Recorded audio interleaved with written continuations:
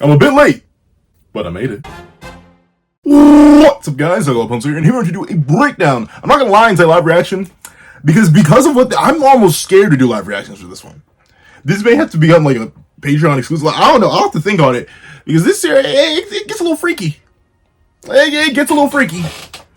Like occasionally, more than usual, you may not want to watch this pencil video around your parents. Like honestly, that kind of. I mean, unless you are a parent. But then again, you really still want to watch this video around your parents. But with that being the case, let's not waste any more time. Let's hop right into chapter 172 of Dandadan, which is known as those. I'm not sure I can say that word. Is that word? I'm gonna dance around that word because I don't remember off the top of my head if that's bad or not. But those people are scary. So let's not waste any more time. Let's hop right. Even that sounds bad. Right into it. Editing me. Are you ready? 3, 2, 1, go. What's up, guys? That guy with a pencil here. Fun fact: I do suit. Have it on me and keep it on me at all times. Tell me another fun fact. Yes.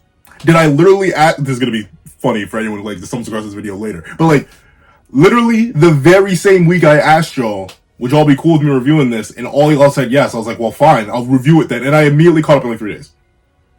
I'm not even going to pretend that I absorbed all the information that this manga offered me. But it's too late now. We're here. I think I know the main character's names. I know Ken Takakura, aka Okurun. I know Momo Ayase, aka Miss Ayase, for the case of Okurun. I know Aira Shiratori, aka the person whose hair is currently wrapped up right now. Ironically enough, I don't remember his full Gigi. And y'all may not like my opinion. I'm not sure what, that's the thing. I probably should have done more research into like the fandom and the fandom consensus before I even dip my toes in this manga, but we lucky Gigi ain't appear in this chapter, because I like bro. And then I actually prefer Evil Eye, which is crazy to say. Turbo Granny, Psycho. Is her last, I believe it's Ayase. I actually don't know if it's not my One Piece. I'm pretty sure it is. But I think that's it. The only character, and Vamola. Or apparently, at least when I went to the wiki, it's Bamola? I'm not sure if that's just like a localization or romanization thing, but apparently it's Bamora versus Vamola. I have no idea. That just is the case. Though then again, I'll admit, after, at least for the little chunk we've been in, after her own arc, she kind of hasn't really been involved in the narrative, despite how freakishly powerful she is.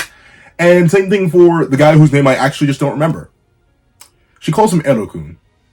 He's the portly fellow. I'm sorry, he just hasn't been enough in the manga, alright? And I feel like they don't say his real name enough. Like, admittedly, I was struggling to remember Shiratori's first name. I was like, I don't know what it was, because I've had this issue before, where I start reviewing a new manga, thinking I know things, and then proceed to get schooled by the names. Like, I know the character design, but the names. It was Gachikuda. But, like, still, that all being the case, I think I got this one, but then again, I also just freshly consumed it. Will I be making some videos on it? Absolutely. This first video is just like, well, I might as well review it now since I'm here. So, let's not waste any more time. Let's hop right into it. So, we open up, and we do get to see that Shiratori in her... I forget, but gosh, what's the yokai's name? What's its name? It dances. Gosh darn, I forget his name already. But then again, they haven't actually... Well, no, they referenced the name a couple times. I just genuinely forget it. But with that being the case, she is currently using her hair only to get them absolutely wrapped up and sewn up by the people. And the people are more than happy to have her rip her hair apart. And we see that Momo, who is currently in small form... I'll admit, I was low-key hoping that by the time... Like, when this... It is funky. This happens every single time I catch up to a manga. I never, like, end perfectly. I'll get close. I'm thinking, like, with every single manga I've ever started to review, except even Seven Deadly Sins around late enough when I first started reviewing that. Four Nights is the only, like, full manga, and obviously, like, new ones like Shinobi Undercover and Ichi the Witch, where I have been there from chapter 1. Like, I always hop in the middle of an arc. Technically, we're in the middle of an arc right now. The Restoring Momo arc. I'm not sure what this arc is going to be called in the grand scheme of things, but still, that's kind of where we are, and I'm fine with it. Mostly. What happened to Umbrella? Okay, let's see. Ultimately, Momo yells, Aira! Unravel your hair, quick! And we see that Aira immediately realizes that she's about to be cooked. And our glorious king, our legendary beast, Turbo Granny left. And I'm extra mad that I caught up when I caught. I'm like, like, two things happened in the manga where I'm like, I wish I was here at that chapter, or reviewing a little bit at least before that chapter. First things first was the name drop. Have you ever heard of the Dandadan? I was like, of course. I can't be revealing at that chapter where the main title is built in. And I can't be revealing at the chapter where Turbo Granny leaves. I mean, it's interesting to see the after effects of it and ultimately all the physical endurance and realistically suffering that Okurun, which is still, like, that's still such a crazy concept. I've seen so many jokes about it. And for the longest time, I didn't get it. But, like, I've seen so many jokes about the idea that this man has literally accepted an entirely different name. And we've never met his parents. Like, who are you? Well, then again, we don't meet, like, any of the kids' parents. We don't even, technically, I don't think we even know what happened to Momo's parents. They just don't exist. Also, Psycho doesn't have a husband. I don't think. One thing, I have no idea of any of the extra lore. I literally just read the straight manga material, and that was in 3 days, and thusly I've not retained a whole bunch of information. So if I make any statement mistakes in this video, please do what y'all need to do and correct me and shame me. Typically, shame works just as good, if not a bit better than correction. But with it being the case, our glorious King Okurun comes in and slices the hair. And we see that ultimately, technically she calls him Takakura. And notably, he does respond to it, but like, you know, and I know, and you know that I know, and you know that I know that we know, that's never happening. I'm not even sure the ship name would be Shiratori-kun, Okurun. Like, whatever. It's not happening. It's not happening, and I feel bad for the character. She's trapped in an endless loop. And at the same time, I don't want to just, like, do what other people, or at least I've commonly done in other series, where I'm like, wow, shame I see you having no potential with the main character. Here, go to the side character. But I don't like any of the others. No, I like them, but I wouldn't like them with Shiratori. I do not like Gigi, and while the Edo-kun guy is, like, he's weird. He's weird, and, like, it's almost not funny. Like, it's almost not fun. Like, he's walking a fine line. A real fine line. So really, Shiratori's just cooked in my mind. I feel so bad for her. But with it being the case, we see that Okurun, or do I call him Takakura? Because funnily enough, I feel like that joke hasn't happened in a while. But like, Takakura, he says, Miss Shiratori, Miss Shiratori, I'm sorry, but I had to chop your hair with my bare hands. And we see that. Now, I'm not sure if half of it. Then again, how much of this hair is, like, actually her hair? Because notably, Shiratori typically actually has shorter hair. Like, I think it's, like, this length? Maybe this length at the most. Like, it's shoulder length. It's like, cutting off that hair, how much of it is actually real? Versus just a manifestation of the yokai's abilities. Because notably, it's just her hair that changes. She herself doesn't really undergo much biological change. But technically, Okurun also had the same thing. It's mainly just, like, the head and the mask. Even Zuma didn't really have that. Like, when he was, I mean, even when he was, like, full possessed by Umbrella Boy, it was really just the head. Now I think about it. So I guess that is just, like, a universal thing. But, with that being the case, she does just appreciate the save, and Momo says, yikes, there's gas in here. If we're not careful, it could explode. Which is always interesting. I understand the concept of empty space, and I get why you sort of need to have empty space, but I always wonder, how does it work? I guess it just deletes itself. I guess. And it's funny because I guess these little people are aliens, which I guess makes sense because they come as a offshoot of Jean Valjean, which is such a like. When I first read that, I had to make sure I wasn't tweaking. Like, notably, I and many members of my family are huge fans of Les Miserables, and like when I first started seeing those references, I'm like, am I tweaking? like I should have had to sit back and be like, have I lost my good? There's no way I'm actually reading. And then Jean Valjean showed up. I'm like, my friends, don't ask me what your sacrifice was for. I would keep singing, but those notes were already completely wrong. I haven't listened to the song in a little bit. But still, that's absolutely insane. But with it being the case, I guess these are aliens because they come from Jean Valjean, which was given to the girl whose name I admittedly forget at the end of this chapter, and she's summoning them. But they know what they are. But then again, typically Momo has done much more research on aliens ever since becoming friends with Okurun, presumably. So like, I don't know. It's kind of funny. But with it being the case, the reason I'm so interested with this is like, so where does all the damage go? I get why you can't, like, we cannot have our casting crew being responsible for the slaughter of like millions of people. Like, it's fun. I was recently rewatching, I say recently, maybe not like a month ago at this point, I was rewatching Kuro the Artist's breakdown on Ben 10 Destroy All Aliens, the CGI movie, and he brought up the fantastic point that never clicked in my head when I watched it when I was younger. I was like, oh, Ben's slaughtering hundreds, if not thousands, of people. in that final way big fight. And like Ben intentionally, not Azimuth as evil way. No, Ben is out there like just pile driving him through like that. Don't get me wrong, Ben hits his bodies, but like not usually innocent bodies. There was that one C episode of Lip Draws, but so not usually innocent bodies. And that's what Empty Space essentially is introduced for, so they can have these crazy chaotic fights. And trust me, I'm not saying get rid of Empty Space as a concept, but I just do wonder, where does it all go? And what if it's ever going to be addressed in series, or it's just going to be like a whole, well, can't have this in here for plot reasons and for maintaining our character's moral integrity, so no. Let's see.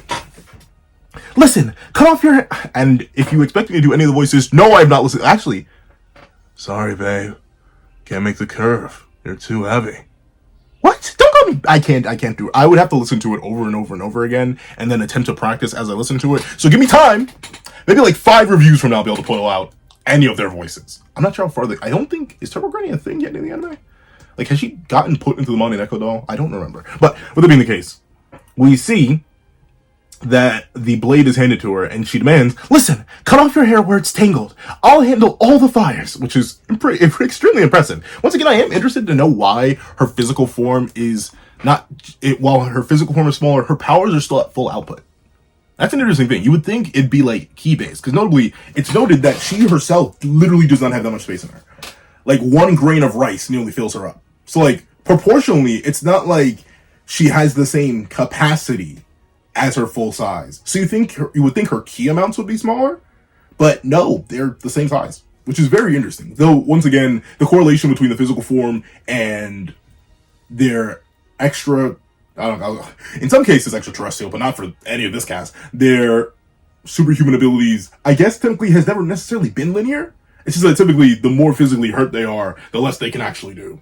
Kind of, sometimes, the alien invasion arc kind of throws that, not out the window, but it does throw it to the side a little bit. But with it being the case, we see all the people throw the knives, and we see, unfortunately, Okarun is still absolutely cooked and cannot defend himself, but Shiratori is capable of at least deflecting some of the knives with a kick. And we see that Okarun reveals that ultimately, for some reason or another, they cannot see the little people. Now, this is an interesting mechanic.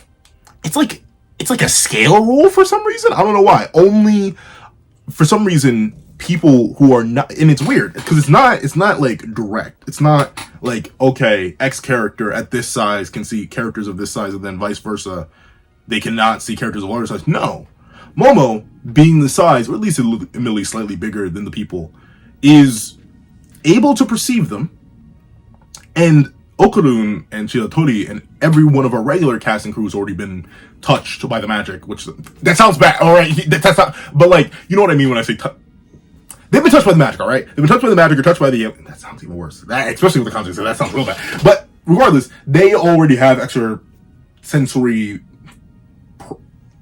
perception. Sorry, my brain is lagging right now. They already have extra sensory perception, and they can perceive Momo, but they can't perceive the little people. But Momo can perceive the little people. Like, literally to the point where she almost got bookmarked. Or not bookmarked. I think it was like a letter opener by the girl who they're going to be hitting with a table very, very soon. Once again, I read the chapter earlier in the day. I don't exactly remember. But still, I'll admit, that's kind of weird.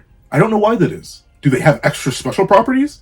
Is it because Momo's already seen the girl while they haven't? Wait, I don't know. Maybe that'll be the case where, like, next chapter, since they've landed the hit on the girl and she's kind of hiding, then maybe Okarun and Shiratori will be able to see the little people. But, like, I don't know. It's a weird thing. And one moment, my friends. Okay, there we go. It's a weird thing. And I'll admit, a lot of Dandadan so far has had those like little weird exceptions where some people can interact, but others can't based on certain ideas. Like, there is that whole separate dimension concept that apparently Momo's abilities can traverse as long as she uses the Moe Tri-Beam. I don't know. But with it being the case, and then again, now I think about it, a lot of those exceptions are based around Momo. So like, she is just broken. I would say she's the main character. I personally, like, as I was reading through the manga, I was kind of debating with myself, who's the main character? It is Momo.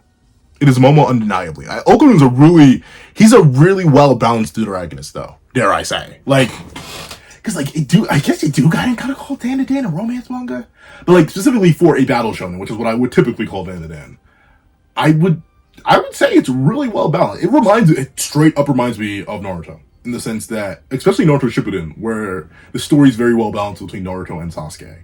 But of course, there is a bias towards Naruto, the show's name for him. And just like there is not necessarily ironically, but there is actually a bias towards Momo. At least on a first time read through, I'll do another read through just so I can get some concepts down. But at least on a first time read through, Momo is quite clearly the protagonist as we spend a long source of time with her. And whenever we do get moments of just Okurun and solely Okurun, it is for a shorter period of time. Like the whole last arc was essentially mostly Momo-centric until Okurun showed up towards the end. And then the little mini arc where Okurun somehow detached from his body because I guess he died kind of sort of maybe in a way. He had like 3 chapters to himself. And even then, that plotline was then suppressed when he got done talking with Psycho and Turbo Granny. So, with that being the case, let me get further into the chapter. I keep yapping. But I may have to do just like, I'll probably do that. I'll probably do, you know what? That would be, I want to draw for that. Okay, I won't do that. I have an idea for a video already. But with it being the case, we see that Momo reveals that there are just like an endless, and I mean an endless amount of the people who are all there assailing them. And I'll admit, this is pretty impressive, especially if what we find out later on is meant to be true. Like, if they're all being controlled, it's presumably a similar case like a hive mind, though. I highly doubt the girl whose name I forget immediately, which is the whole point of her character, apparently. But it does seem to be, at least to me, that it's more so hive mind. Because if this was a feat of individual control, like she's seeing through all their eyes, that's actually very impressive. But with it being the case, she says, "There's a million of them! There's no way we can take them all on!" And we see that Momo warns Okurun that they're coming. Oh, they're coming. And Okurun's like, "Oh, Miss Mayase, get back!" And proceeds to get down and dirty with it. Once again, which is why, I'm scared of this manga. There's some panels where I'm like, could I even, is that illegal? I worry. But then again, I know other people reviewed Dandadan, like the anime and the manga. And the anime and the early manga is real weird. Like, I'll admit that, like, it was a combination of, like, the anime getting very, very popular, which caught my attention, which is ironically a very similar case to JJK. The anime got really, really popular, caught my attention. I saw, like, a cut of it. I think I saw, it was either Okurun's hand transforming, or it was the memes about the babe scene or something. I was like, oh, okay. Well, this seems remotely interesting. And then I asked y'all, because once again, I typically tend to do that. If an anime is popular, I'm like, well, let me see. Especially if it's in Shonen Jump, I'm like, let me take a peek. And y'all said yes. I read through, like, the first couple chapters, I'm like, oh, this is... we doing this in the first couple chapters. Like, I don't think I could have covered this manga from chapter 1. I'm glad I started on chapter 172. And even then, this is going to get a little bit freaky, as we're about to see. Because not only does Okurun get down and dirty with it by taking off that shirt and start trying to beat them all, but also we see Shiratori immediately goes to copy, because naturally, Okurun's got to feel in a certain type of way. And we see that they didn't really think this through, because these people with their insane ability to knit just immediately seal the shirts to the ground. It wasn't to have this idea to increase range, but like maybe pick up one of the metal. Then again, they're crawling all up on, and they probably got into his shirt. So it probably is a good idea to get the arms free at least. But at the same time, you could have grabbed like a metal plate. You are in a kitchen. But we see that Okurun says, "Oh no, they knitted it in place." And we see that Momo is immediately disappointed in both of them, as they have both sealed away their main weapon of attack and also their clothes. And we see that they're getting better and better and better and faster and faster and faster at tying these people down, as the pants, but specifically not the shoes, but the pants are immediately sewn down to the ground. And Shiratori immediately acknowledges, this is no ordinary knitting speed, which is very impressive. Like, I know they're working by like the 100, but still. As a person who, whenever he tries to knit, beats up his hands, like, it's not an easy feat, so shout out to them. But we see they start launching knives at nice velocity, and Momo is immediately pulling off a masterclass performance here. Not only is she fighting these things which are at her size scale, so imagine just straight up stand kicking someone who's like maybe 3 inches shorter than you in the face and doing something effectively, and also multitasking well enough to protect Okurun from the multiple knives, while Shiratori does protect herself, because she still is capable with the little bit of hair she has free. She's cooking. She's as I go through and I like talk about the different arcs, I may do that. Would y'all be interested, if y'all are here, would y'all be interested in like me doing a breakdown of each arc? I don't know what the arc breakdown is necessarily, but like I can just look up on the wiki and I can see what the arc breakdown is. Would y'all be interested in that? Because I think that's fun. I could do that for a couple series that I'm thinking of. But with it being the case, she drop kicks Broski in the face and everything goes flying in. But they are all blocked. And we see that they've sort of just gone from maybe we should climb on them and possibly nibble on them, to no, spear them. And proceeds to, I think, launch their sewing needles, which is interesting because technically they're wielding the bow backwards, but launch their sewing needles into them, and this causes Okurun a massive amount of pain, and I'm not sure if it causes Shiratori any sort of pain or just, like, annoyance. Once again, Okurun, while he is physically stronger, it seems like he's just at the peak of, like, his age bracket and not necessarily invincible or even spiritually reinforced, which is something that Gigi has access to, which I assume, it really depends if we're fully committing to the whole Turbo Granny's gone. If we are committing to that and we're just never going to see the character again, or she's only going to show up and help as herself, not necessarily under the curse of Okurun, or as a curse to power Okurun to get him back to his, like, hybrid form, I think he's gonna have to train with Gigi and get, like, the same thing that he has, because his physical form has gotten better, but it's clear he lacks any sort of manipulation or ki projection. But then again, he may not be able to learn from Gigi, because Gigi's known to be like a once in 1,000 year prodigy or something like that, with basically endless ki. Like, he's basically an android from Dragon Ball. That man does not run out of energy. But with that being the case, we see he gets pierced, the undeniable needle shots, and ultimately Shiratori's like, you need to protect us everywhere! And notably, Momo's like, I really can't do that. Which, I can't blame her. Once again, all these things are her size, and at least based on this shot, they may actually legit be the same height as her, with admittedly rounder builds, but still, clearly very capable. And ultimately, she realizes that fighting the symptom isn't really going to do much. You're going to have to address the root cause of the problem. And she says, this is nonsense. There's no end to them. It's that girl. She's using the people. I'm still not sure. Once again, because, like, I know it can't. I don't think so. I think maybe I'm thinking of the wrong word in a different context. Because there's, like, a type of elephant. Admittedly, I think it's extinct. But, like, there's a type of elephant that has the same name. I think it just means small. But once again, I'm not sure. I feel like I remember hearing that word being used is just bad. So I'm not going to risk it. So I'm going to keep calling them the people. But with it being the case, she realizes that she's using the people to attack us. That idiot! She must be hiding somewhere. I can't tell where her aura is because of the sheer number of people. Which is actually pretty interesting. Because, like, that implies... But then again, it could be due to Momo's scale and her perception being off. But that implies that the girl has not necessarily distinct spiritual energy.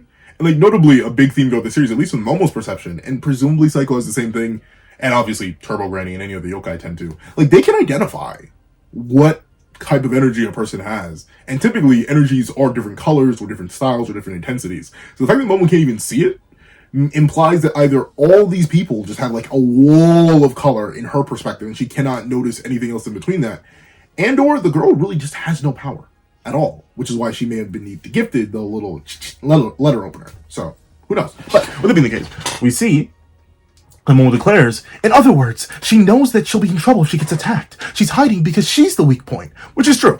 And does make logical sense. But, you know what, I'll admit, they are smart to attack where they attack later. Then once again, like I said, we get freaky in this manga. As the clothes keep coming off. As Okurun says, we're getting stitched up because of the fabric. We don't actually need these clothes, which is... Yes? How does this always happen in this manga? How does this all... Like, it's so consistent. And I want... Like, you know, like, who's the... I don't have the required device. Like, what is this? Why? But ultimately, we see that they both get to getting it all. As Shiratori says, if I have to break it down in front of someone, then I'm okay if it's you, Takakura-sama. Sama is crazy. But with it being the case, we see Momo demands them to keep moving around and ultimately just drag all of the people away, so they focus all their attention on Okurun and Shiratori and essentially leave Momo alone. Considering, like, Momo is being attacked, but she's not being attacked on the same broader scale that they are. Like, they aren't throwing knives at her. It doesn't seem they even attempted to hit her with any bows or arrows and stuff like that. And then again, she was just on Okurun, so, like, maybe she was protected by her own barrier properly. But still, as long as they grab the attention of multiple of them, then she'll be more free to act than she was before. And we see Spider-Man's off. And she says, or no, as Okurun says, lure them away? To what? Attack? And we see the Momo says, oh, actually, no, she goes right to the top of his head. I thought she Spider-Man away. But she says, yes, move around and attract their knife attacks, or whatever. And we see, and nope, it's just part of Iris' personality. The whole honorable thing. I mean, I get honor, but like this much. Ultimately, we do get to see that Okunun once again reiterates, we can't see the enemy. How are we supposed to lure them? I need to go listen to the dub. It has a dub. I just need to go stumble my way into the dub so I can actually use these voices. Because I swear I'm reusing voices from other characters that I'm using for Okunun. Let's see. What? And we see that Shiratori actually does end up the much more viable distraction, as Okunun's like bobbing and weaving through the knives, which you can actually perceive. Shiratori is actually pulling off whole straight ballet instructions and moving through it and moving in, diving. And we see that my brain you ever have a moment where your brain just stops? That happened to me right in this instant. But Momo says, Okunun, 12 o'clock! As more knives come bobbing and weaving. Though once again, Okunun, showing his more advanced physical base at this point, does bob and weave through all of them. And then again, it's hard to tell how fast they're being launched. And in fact, scaling-wise, Dandadan's weird. It is weird. Like, what would y'all say is the peak of the verse? Is it city level? Off like the 1 alien feet and then Naiko Kashima? I don't know. I'd like that chat. Like, I don't know. Because I don't think you can't use the cursed trunk for anything. It is literally, it's a pocket world, but like there's no sun in there or anything like that. And even then, it'd be like weird. That'd be a funky little leap to do anything like that. It's just it's bad. Typically, my scaling thoughts sink in after like a second read through or just like reviewing stuff. Like I'm gonna look. Because this is the fun verse for Versatile. It has a lot of unique abilities. But with it being the case, we see that they go straight all through the air. And unfortunately, they are caught in midair as the knives come to give them front and back shots. And we see that in spite of their inability to dodge in midair, they are in fact not Toji and or Maki and or Sukuna. They leap straight over. Now, this isn't the most impressive thing for Shiratori. Of course, she is a pencil. Speak English, buddy. Please. Shiratori is enhanced by her yokai state. Once again, I do not have the required device in order to look up what it's called. It's some dancer. Gosh darn. I know the whole back. I actually really like the backstory. But still, with it being the case, he just straight hard leaps. And like leaps with a good margin over the stoves. Which does impress both Shiratori and Momo. As it also impresses himself. He goes, yikes! And Momo says, Okunun, that was incredible. Your physical fitness is next level now. And we see Okunun says, this is not the time for that. Which is admittedly accurate. But Okunun, tell me that ain't got you feeling a certain type of way, buckaroo. But with it being the case, we see that he admits, I can't keep this up forever. At this rate, I'm definitely going to get slashed. Which is true. And notably, they go absolutely insane. And like, they start stitching, like, is this his skin? How is this happen? They stitch bro to the floor. Like, I'm not sure if they're on a carpet. This looks like just floor. I don't know how, maybe they took her hair, I think. Hold on, let me double check. No, just the floor. And we see that Shiratori calls out for help, as she has also been bound to the floor. Now, I'll admit, Okunun, I kind of get it. But then again, no, if they're like sewing her skin, it would be really painful to just, rip all that out. Like, and like, I don't know about y'all. I'm a person who will like bump into something, cut myself open, and then not notice for like 2 days. I'll be like, where the heck did this scalp come from? And I'll think of like a bump that happened like a month ago, or not a month ago, like a few days ago. Typically it'll heal by like a month's time. But still, I get that. I can't imagine having to actively tear your own body from needle holes that are already put in there. But with it being the case, we see that they seem to kind of be cooked now, as the army of people is coming to give them front and back shots. So specifically front shots in the case of Okunun, and side shots in the case of Shiratori. And notably, it's about to get lit as they light up one of the stoves and about to burn it around. And everyone looks horrified and terrified and worried as they're all coming with the cutty cuts and are about to genuinely ruin them. But unfortunately, by organizing so well and leaving the room so bare, they ended up revealing a little something that they probably shouldn't have. As Momo raises her hands and says, "Found you! You filthy, disgusting, horrible." Once again, they be cussing and fussing in this manga. And welcome to That Guy with a Pencil. Well, I'll be cussing and fussing. So unfortunately, you gotta get that PBS Kids censorship right now. But found you! You filthy, indescribable, despicable creature. And she says, What's wrong, you little freaks? Oh, that sounds bad. But come on, why aren't you attacking? Don't be shy. Lob that desk. Oh, right. You can't, can you? Not where your precious master is. Not in her direction. As they proceed to throw the whole, like, I've heard throwing the whole kitchen sink at somebody, but God, she threw the whole lit stove at somebody and proceeds to absolutely hardcore slam it into this poor woman.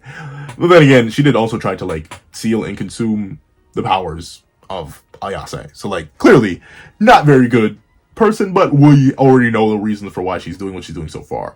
And she does get absolutely slammed here. However, this is the end of the chapter. So we don't know if this will immediately call off the assault of the people, or if it'll just make it so that they don't have a controller, which could be worse.